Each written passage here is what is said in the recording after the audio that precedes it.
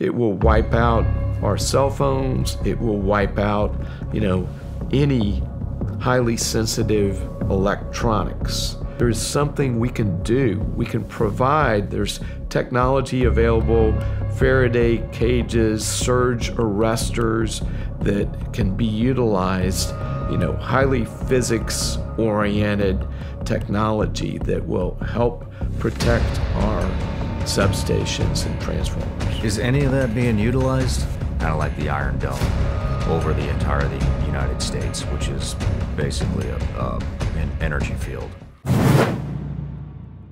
Electromagnetic pulse is essentially comes from a blast of a nuclear detonation in the atmosphere.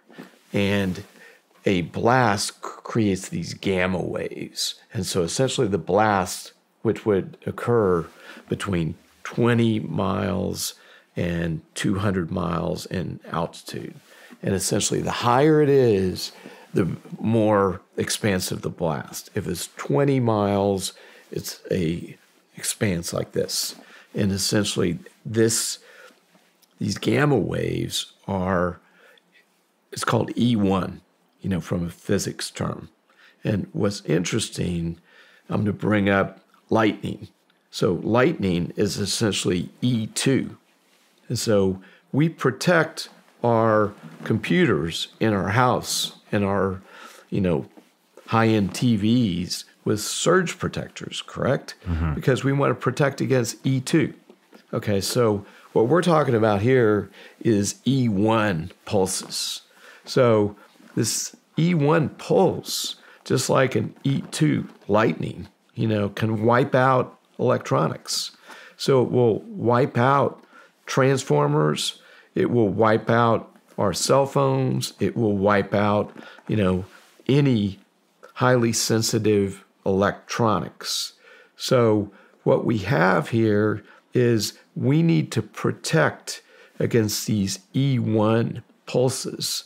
And that can be done just like surge protectors are done for E2 for lightning. It can be done for E1, and there is technology that can be provided on the front end of our substations to be able to protect our sensitive electronics for our transformers. And that's what we're arguing for. And one of the things that we're doing with this movie is this is not just scare porn where there's no options available, where we just have to cower in a corner and just pray to God that we're protected. There is something we can do. We can provide. There's technology available, Faraday cages, surge arresters that can be utilized, highly physics-oriented technology that will help protect our substations and transformers. Is any of that being utilized at all? Not really. There has been some technology that's been shown to the utilities. Siemens and Centerpoint Energy actually developed something called Ciprotech, which is a device that would help protect our substations.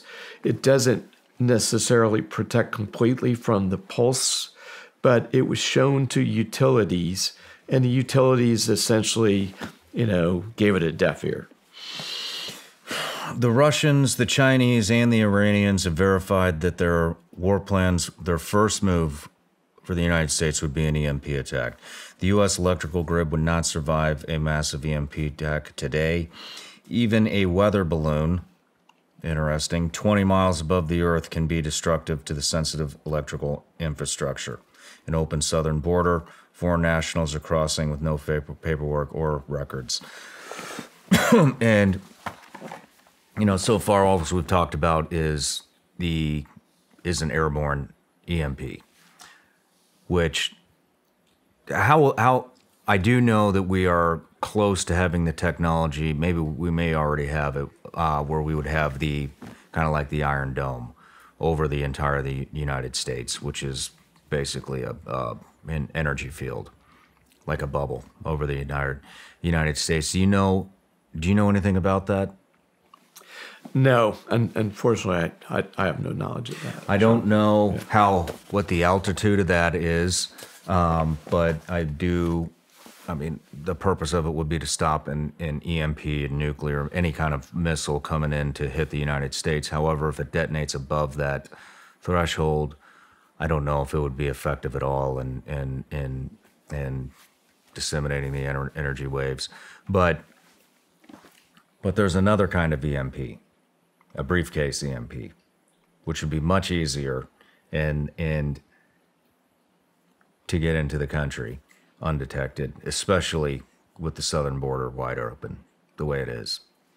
So what a briefcase EMP is it's still creating this E1 pulses. And, you know, as you mentioned, a terrorist can carry it in like a small, you know, briefcase and could be outside these key critical substations, you know, of which there are 9 that, you know, at critical junctures, and our adversaries have, you know, top scientists and strategists and electromagnetic pulse experts, and, you know, it's not that difficult, I don't think, to figure out. And we're certainly not going to announce where those substations are, but this is a potential threat as well.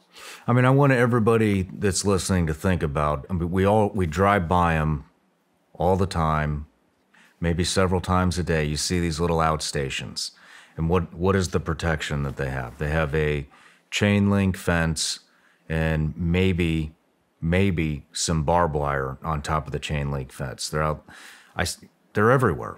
Right. You see them all over the place. I've never seen one guarded, not once. I've never heard of one being guarded. I mean, they're just out there in the open. I mean, just sitting there waiting to be attacked. Exactly. So what happened in Metcalf, California, was they did put a more secure wall around it. But again, there's no roof, or a drone could come in on top. And I think there is a cause looking at critical junctures, you know, that potentially we have, you know, guards, or this certainly ought to be looked at and talked about. Hey everybody, I'm Shawn Ryan. Click here to subscribe to the Shawn Ryan Show YouTube channel for the hottest and most compelling interviews that you will not see anywhere else. I've also made a playlist of all the previous SRS episodes, so they're easy to find. You can find that right here.